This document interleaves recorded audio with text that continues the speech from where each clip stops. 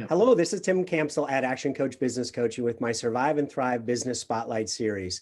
The purpose is to interview local business owners and promote them through my social channels and email database, as well as provide them coaching. This is a free service I'm doing because if we save every business, we save the economy. Today, I have the pleasure of talking with Cole. Welcome, Cole. It's great to have you on the program today. Well, I couldn't be more excited, Tim. Thanks very much. It's an honor to have an opportunity to share some time with you. Well, let's jump in. Tell us a little bit about yourself as well as your business.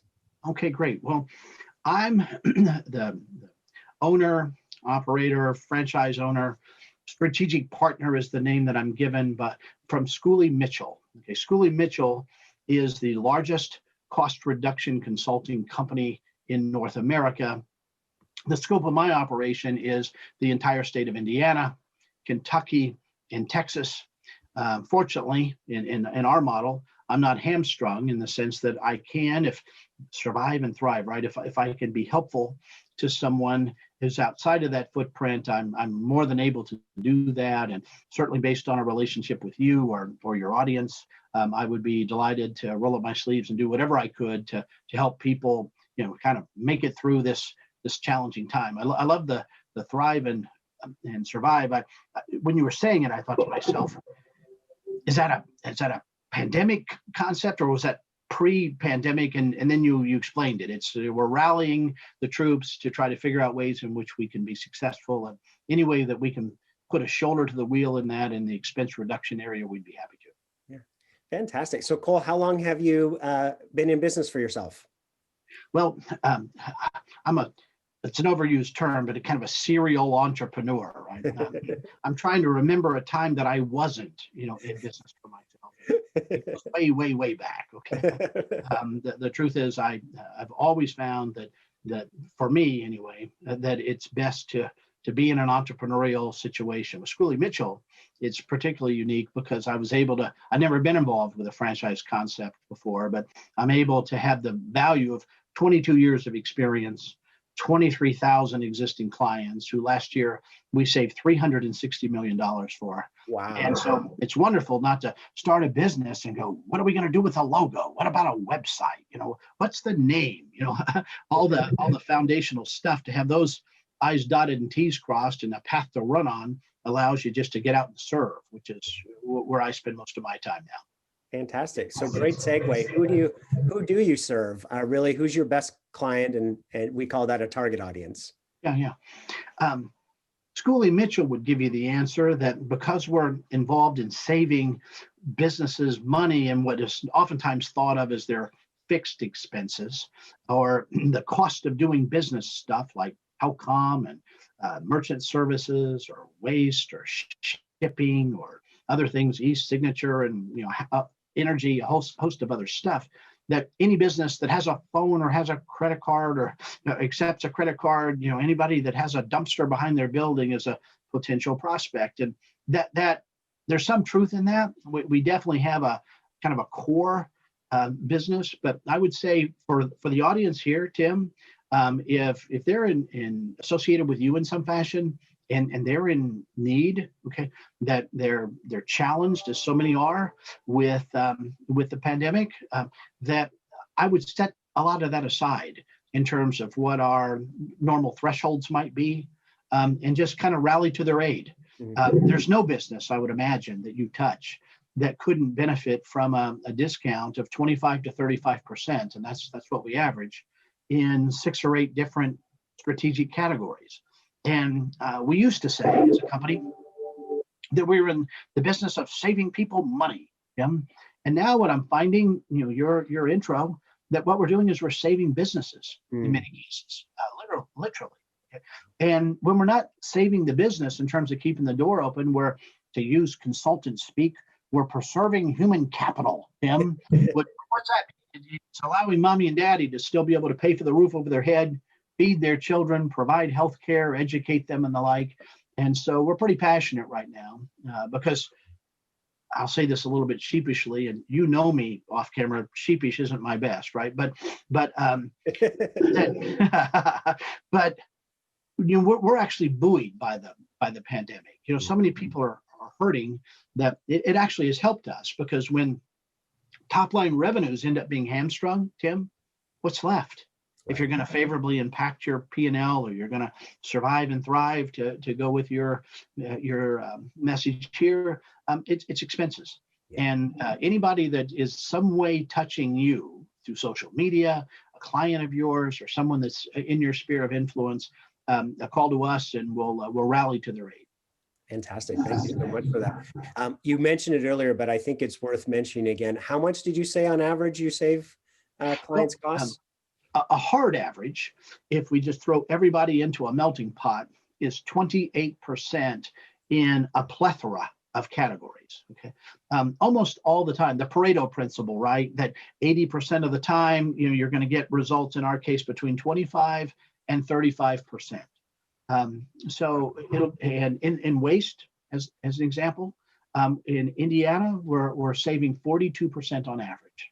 And waste is not just that dumpster in the back of the building, Tim. It could be the porta potties at a construction site. It could be tires taken away from a repair center. It can be hazardous waste in a medical facility. Anything where someone is rolling up, taking something undesirable away and discarding it for a fee.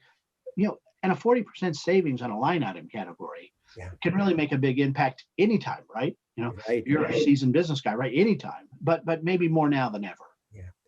And I believe my understanding is, unlike other consultants, you guys don't charge up front, correct? Right. And we never have, incidentally. But right now, to sit down with someone and say, we're going to put an MBA in charge of your project. We'll have accountants and auditors. We'll have a business optimization analyst that's going to be dedicated for each one of your expense categories. And we're going to dive into your business and take a look over a period of the next 3 weeks or so. They think, what's that going to cost, right? And what's usual and customary, Tim, is okay, and we can get you started for $10,000 or $15,000, right? That obviously doesn't work in this environment, and it's never been Schooley Mitchell's approach. I think what we can do for your audience is we can create an irresistible offer, in the sense that we'll go in and roll up our sleeves and take a good hard look. I mean, leaving no stone, Tim, unturned. We'll look at the entire universe of options that are available to them in an effort to save them money. We'll use the clout that comes from having 23,000 clients, because we know what everybody pays. Okay, that's a little bit like playing poker, and I get to see your cards, right? That's going to put me in a pretty enviable position. And we'll go do that for your clients, and then no cost at all. Right? Now those folks have to be paid, but I'll pay them. In other words, we actually, if you make a recommendation, or someone in your audience would benefit from a relationship with us, we will actually legitimately write a check in their business in terms of getting them that initial examination that they need.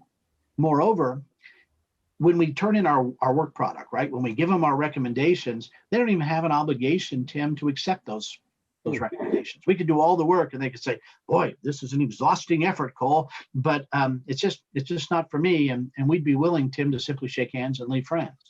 The reason we're willing to do that is because it virtually never happens, because we're going to save them a big pile of money, and then they're going to implement it.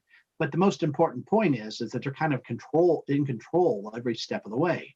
That when it comes down to the recommendation, we usually give them a few options. What most people are shocked to hear, Tim, is they usually end up staying with their existing vendor over 80% of the time. But we've brought market pressure to bear to have that existing vendor do what we refer to as a write down, and reduce their costs by, again, 28% on average, 25, 35% in most cases. And there's not even any kind of a change, no change in service, no change in terms.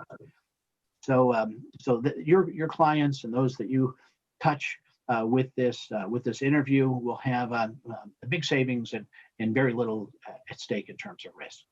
Fantastic. So Cole, tell me, you alluded to COVID a little earlier. What are one or two actions that you've had to make a difference during this time, and how are those things working for you? Well, it's a great question, because normally we have a very intimate relationship with our clients, and intimacy is a problem, right? You kiss your wife with your mask on, Tim. If you listen to the news, all right? So we have moved more remotely, and I think, like a lot of businesses that I work with, maybe even you and other action coaches, you got to find the lemon and turn it into the lemonade. And what we found is that a lot of businesses, we can really do 90% of what we were doing for them remotely. Like in looking at their bills, Tim, we can get a review only access to their payables. And then by having that review only access remotely, we can print out, with their permission, of course, print out their invoices, really dive into them. And we can do it without being physically there. And frankly, what we learned, the benefit is by not physically being there, although historically we might have been over in the corner at a desk working away, there's no disruption whatsoever. It's like quietly behind the scenes, someone is taking a bacteria count to the milk of human kindness as it relates to their expenses, while they're rocking on with their regular core business, and then coming up with an end result, which is a savings of maybe a third of their overall expenses, and maybe 8 or 10 categories in total. Wonderful. So Cole, here's an interesting question. It's been said that smart people learn from their mistakes and wise people learn from the mistakes of others. So what mistakes have you made along the way that other entrepreneurs can learn from your experience? Well, I really appreciate the opportunity to answer that, because I came into the Schooley Mitchell operation into the pandemic, okay? And because I have such a heavy background that relates to exactly this kind of work, a consultative process, I came in with optimism. Optimism, I think, is important in any business, but I might have taken the optimism a little too high, Tim, okay, because I'd had things that have worked so well for me in the past, and we really got our nose bloodied in the pandemic. Okay, examples of that, when we talked about the prospecting side of the business, because the performance that we're providing for our clients is at or above what it would have been pre-pandemic, because frankly, the vendors are a lot more malleable, right? They don't want to lose that business, right? So, or they want to bend over backwards and do handstands and cartwheels to get new business, right? So that part of it has not really been too affected. But in the client acquisition area, an area that you and some of your peers spend a lot of your time, we found that some of the traditional marketing methods didn't work, that the executives that we needed to talk to were not accessible. We found that traditional ways of reaching them, whether it be a cold outreach in a telephone call or a cold email campaign, or other ways in which, frankly, even in social media, we found some challenges. And you know what ended up working? You say, what have you learned from your mistakes? Relationships like you and I are cultivating is what's worked. That I found that a lot of folks have more time to really sit down and explore how we can, a deep dive of how I can be useful to you, how you can be useful to me, and then how we can create a synergy between the two of us that creates something that's substantially better than either one of us could do alone.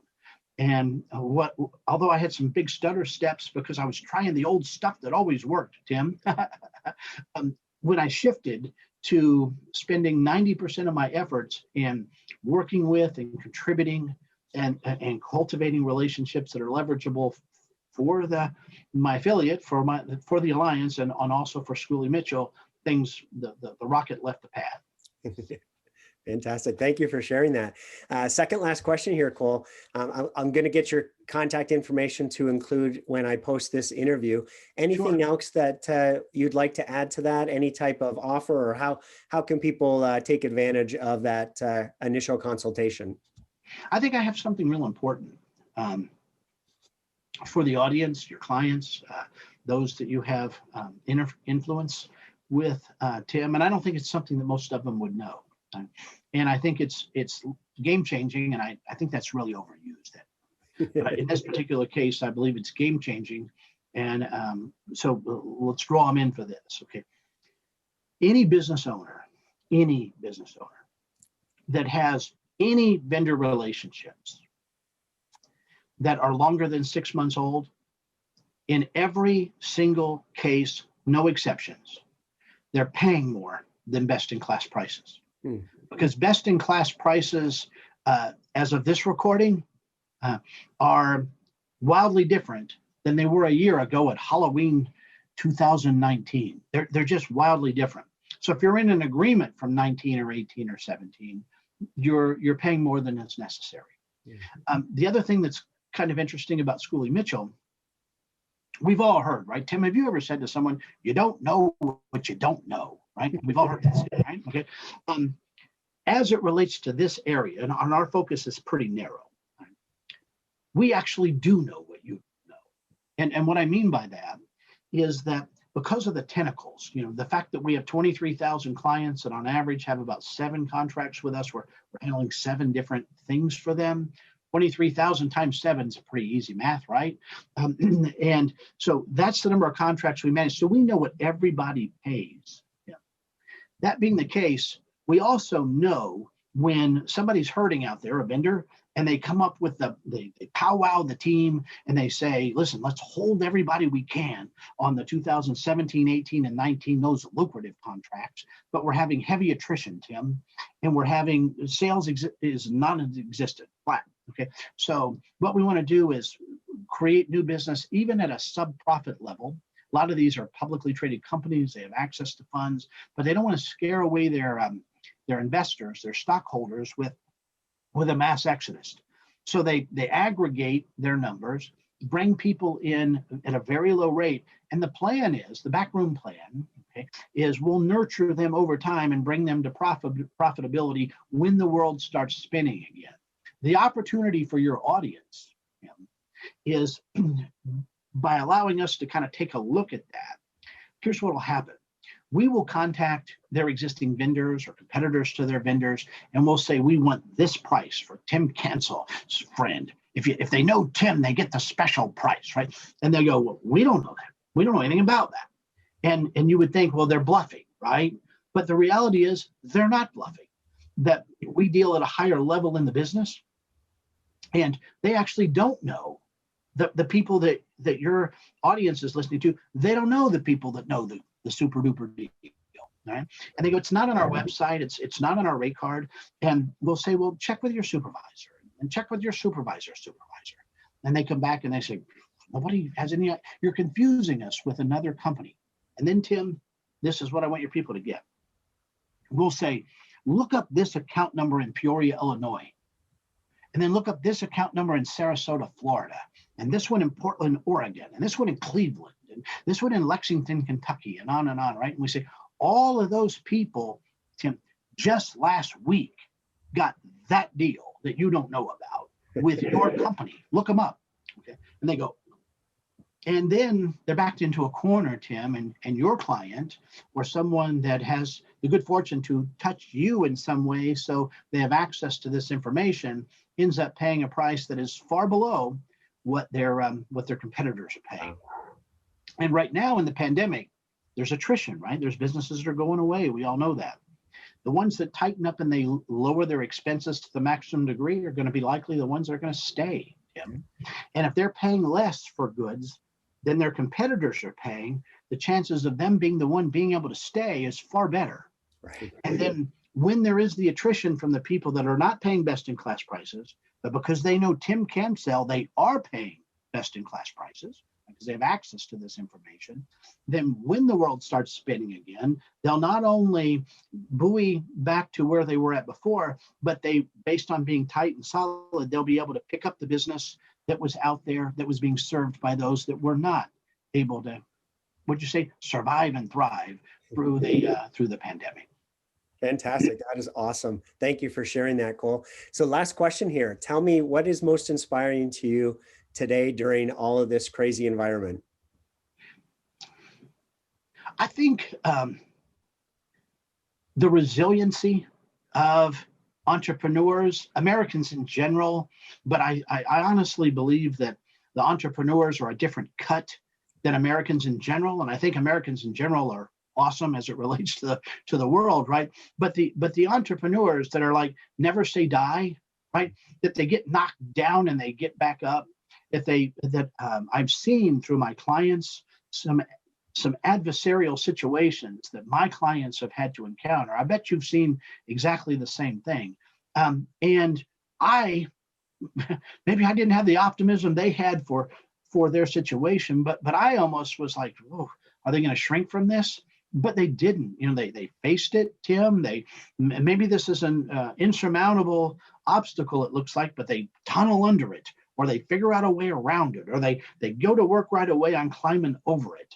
But the will, okay, the undeniable will of the entrepreneurial spirit, which I think, I'm biased, okay, but I think made America what it is, frankly, okay. And the fact that these small businesses, the businesses that you and other action coaches oftentimes are touching, are the largest employers in the country, have more to do with the rebounding that's happening, okay, even now as we're still in a quasi lockdown situation. It's the small businesses that are rallying and bringing people back. And I actually, I actually find inspiration from the people. I'm a consultant, okay. I find inspiration from the people I'm consulting for, okay, in the way that they're facing the challenges of the current day. Yeah, wonderful. All right, Cole. Well, thank you so much for that. This does conclude our interview. For those listening, if you would like to learn more about saving money in your business, there will be a link to this interview that you can reach out to Cole and his staff.